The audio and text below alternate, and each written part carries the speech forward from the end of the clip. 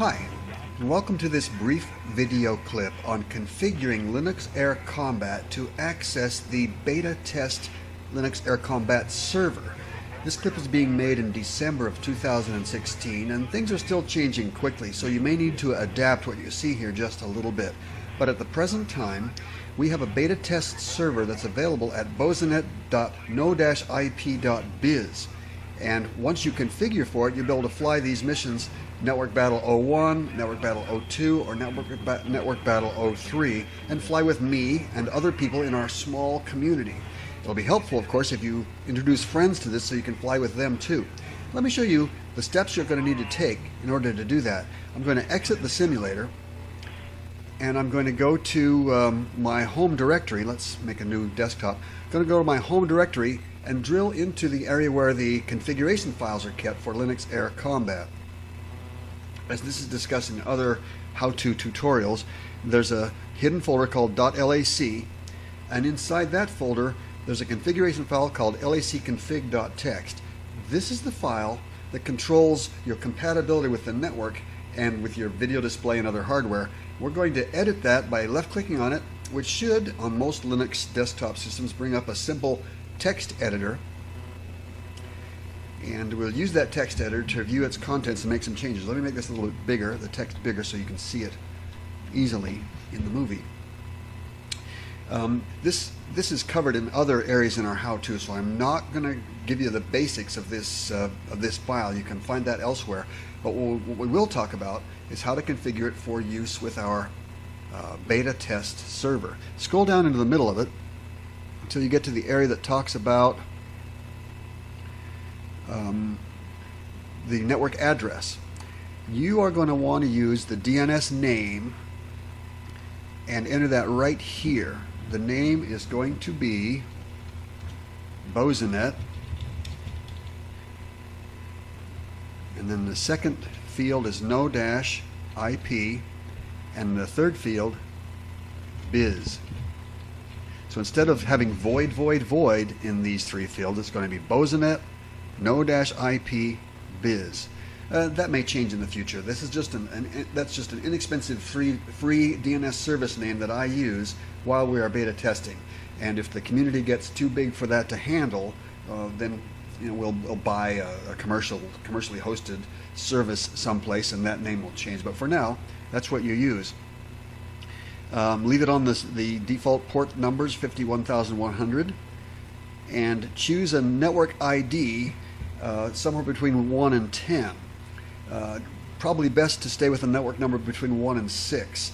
This is one of the ugly areas that isn't very well debugged yet, and it never isn't really sophisticated in its development yet, in that if you choose a number that someone else happens to be using at the same time you connect, you'll hear a lot of beeping. Both players will hear a lot of beeping, and your log file will show that someone else is using the same ID. I know that's rough. If that happens to you, the new guy into the network, into the mission, should change his number to something else. Some of the numbers only use mission players 1 through 6. Some of the missions only support player numbers 1 through 6, and other missions support player numbers 1 through 10. So, choose a number that works, and work with the community a little bit. If you have a conflict, change to something else. I hope to automate this soon so that that's not such a rough area, but that's what it is for right now. You'll need a password. I suggest for right now that everybody just stays with the default password, PASSWORD, spelled exactly like that. If your password is different, you won't see any of the people in the mission. A different set of passwords completely isolates people using that password from the rest of the community. So stay with this one for now until our community gets big, or unless you're organizing a private session with friends, in which case you'd share a password. Network timing, network transmit interval. I've had pretty good success with 100 milliseconds between transmissions. You might experiment between 100 and 200 milliseconds. It works best if everybody in the same mission uses the same value, though. So for right now, let's stick with 100 milliseconds unless you hear differently from me, or unless you negotiate something different by communicating with other players using Mumble or something. 100. Network mode. For use with the server, you need to change this to a 1. By default, you've seen this with a 0 in it. You want to change that to a 1.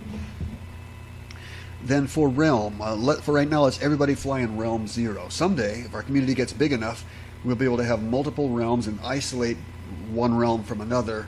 But for right now, let's everybody stay with Realm 0. Community handle doesn't matter, leave it at 0. None of the rest of this matters. You can stay with whatever default airplane you've got specified. That should do it. Once you make those changes, again, the changes, let's see how many changes there are. You're going to change the realm, the network mode, the network transmit timer interval, maybe, the password, the network ID, the port number, and the DNS name. Those, I think that's 7 different details you have to get right.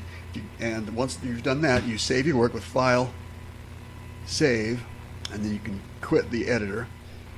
Then you go back and fire up Linux Air Combat, and it will actually find and fly in the mission you've chosen. For example, here I'm flying in Network Battle 01. And now if there is anybody else in the same realm, in the same mission using the same password, I would see big dots on my radar display, especially if I zoom out. Right now I'm the only one. Welcome to online multiplayer Linux Air Combat. So I don't see anybody else. Voice communication with other players. I do recommend, as it's saying here, that you use the Mumble app to try to talk to anybody, to other players. And there are other clips here in our how-to talking about how to access the Mumble server. Let's try that. Thanks. Linux Air Combat is a product of AskMrWizard.com, and we're very glad that you're interested in it.